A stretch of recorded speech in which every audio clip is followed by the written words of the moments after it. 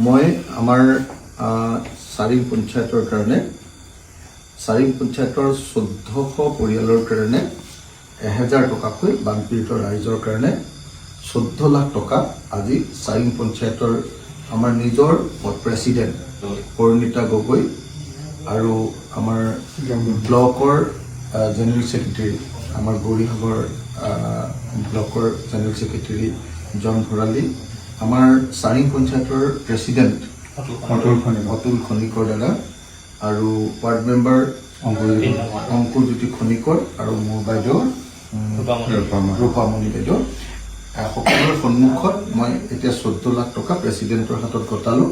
এইটো প্ৰতিটো ফেমিলিৰ কাৰণে 1000 টকা।